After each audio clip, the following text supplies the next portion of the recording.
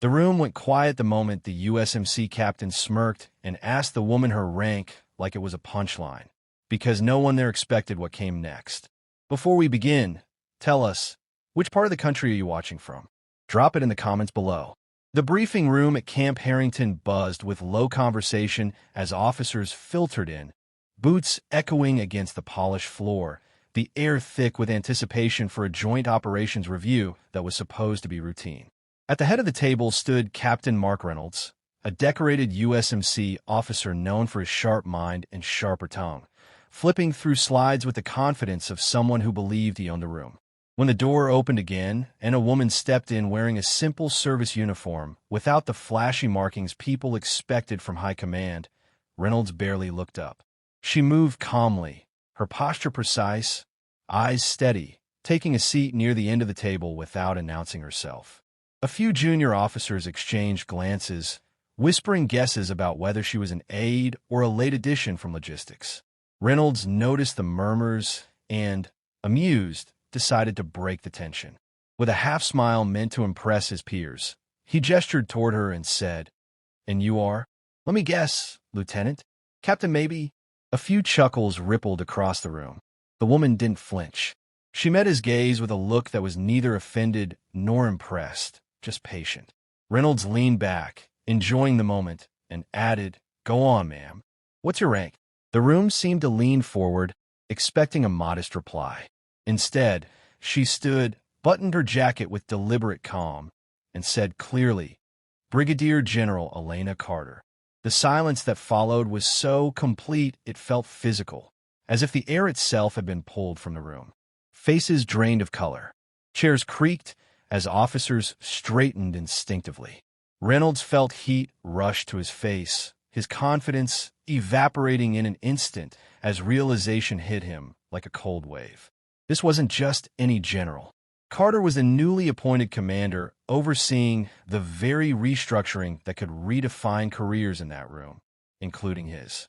Before anyone could recover, she continued, her voice even, "I'm here to observe how leadership conducts itself under pressure." That was the first twist of the knife. Reynolds attempted to apologize, words tumbling over each other, but Carter raised a hand, stopping him without raising her voice. She turned instead to the projector and asked him to continue the briefing. As he stumbled through his slides, every mistake felt magnified. Then came the second twist. Midway through the presentation, Carter began asking pointed questions about supply chain vulnerabilities, contingency planning, and command accountability. Questions Reynolds couldn't fully answer. Each pause tightened the tension, each incomplete response exposing cracks beneath his polished exterior. Officers who had laughed earlier now avoided eye contact. When Reynolds finally admitted he delegated key planning details without review, Carter nodded slowly. "Delegation without oversight isn't leadership," she said calmly. Then she revealed why she was really there. A recent exercise failure, one Reynolds had publicly blamed on subordinates, had triggered a quiet investigation. Carter had read every report, spoken to enlisted personnel, and traced the breakdowns back to command decisions. The room absorbed the weight of her words as she explained how leadership culture trickles down, how a careless joke can signal disrespect, and how that disrespect costs lives in real operations. The final turn came when Carter surprised everyone, including Reynolds, by offering him a path forward instead of immediate disciplinary action. "This is your warning," she said. "You can learn from this moment, or it will define you." She dismissed the room, leaving officers stunned and reflective.